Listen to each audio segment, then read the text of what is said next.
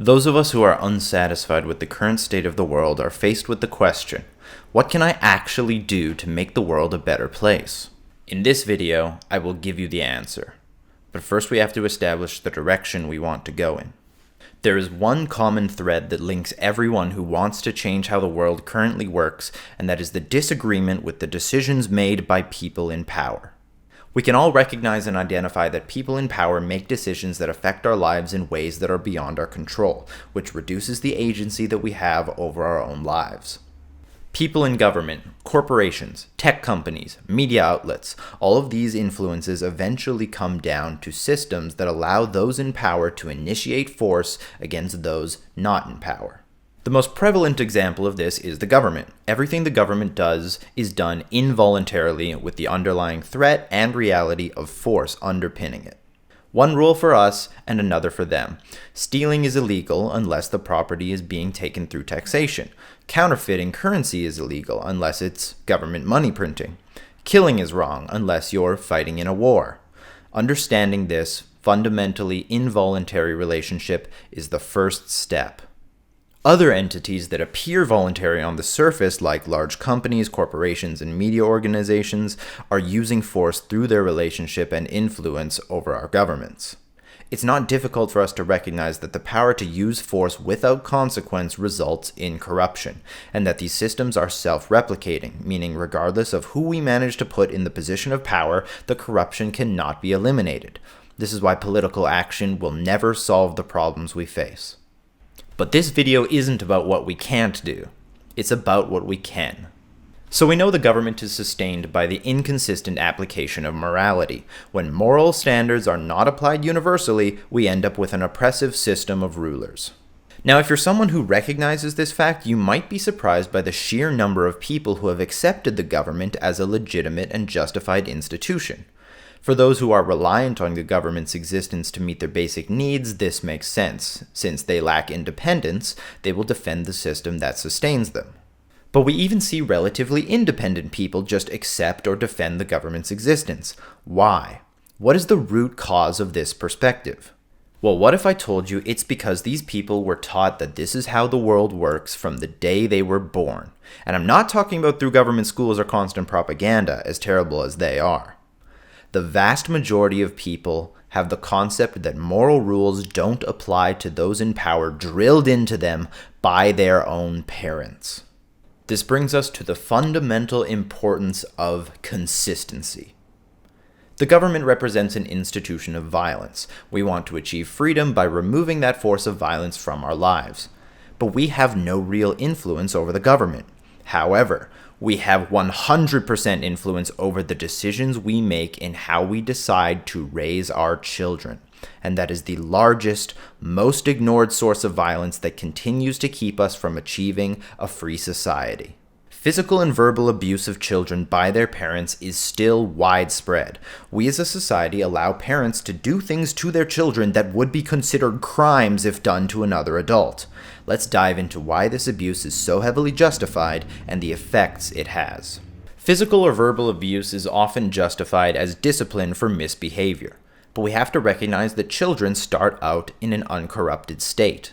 They cannot be held morally responsible for their actions for several years of their life because their brains are not developed enough.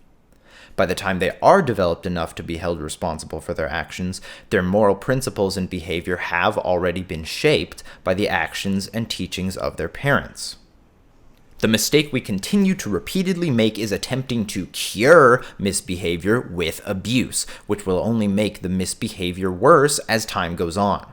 Our focus should be on prevention, and the only way we can prevent our children from enacting behavior we don't approve of is to embody the correct behavior as parents. This is not only possible, but it is the only way to morally raise children.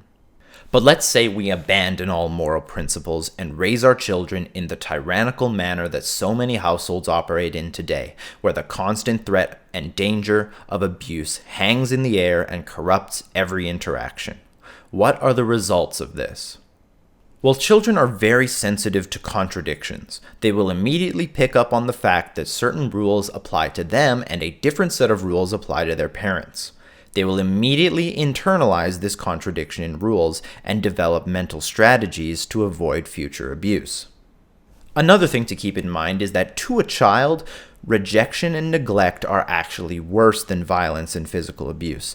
Abuse at least represents a form of attention, but to an entirely dependent child, being neglected or rejected by their parents means death. The ways a child deals with abuse can manifest in many different ways. If a child recognizes, say, that bigger and stronger people can inflict their will on smaller, more helpless people, they might inflict this pattern on their peers or their siblings. Others might mindlessly obey everything they are told and try to please their parents to the best of their ability in order to gain positive attention and avoid the abuse. They will go to enormous lengths to avoid ever making mistakes that they might be called out on. These behaviors don't go away when the child grows up. Rates of things like smoking, drug use, obesity, and disease all scale up with the frequency and severity of childhood abuse. Many of these behaviors result from the fact that the person never developed proper strategies to deal with anxiety as a child, so they now turn to substances to help them regulate their mood. Social skills will also be compromised. Importantly, this will affect the child's ability to choose a partner and form healthy relationships when they grow up. This results in a deadly cycle where abused children grow up, never properly recognize or deal with their abuse, then go on to repeat the abuse when raising their children. That, or their relationship breaks down, and their children are forced to be raised in a single-parent household, most likely a single-mother household, which is a situation that is extremely dependent on the government to support. Single mothers are also incapable of properly raising their children, and are under constant threat of sexual predators who will use the mother to gain access to her children, as they lack the protection of a father. Sexual abuse of children often leads to increased promiscuity, further worsening the cycle with each new generation. But let's say we succeed in raising our children peacefully and passing on our values of nonviolence and voluntary interaction. What can we expect to see then? Our children will grow up with an incredible ability to use reason. They will be able to properly recognize moral and immoral behavior. They will be a positive force in the lives of everyone they interact with. They will thrive, and they will have the ability to raise their own children with the same principles. For some reason, so many of us hold on to the idea that this isn't possible or achievable, and all that means is that we have already given up entirely on the principles we claim to champion. This is the ultimate hypocrisy. The only way we will achieve freedom and peace is to start by embodying it within our families so our children can embody it in their lives. When enough people are raised without the contradiction of might makes right, when they are raised with the ability to properly recognize good and evil, only then will the institutions of force begin to dissolve, and we will have succeeded in saving the world.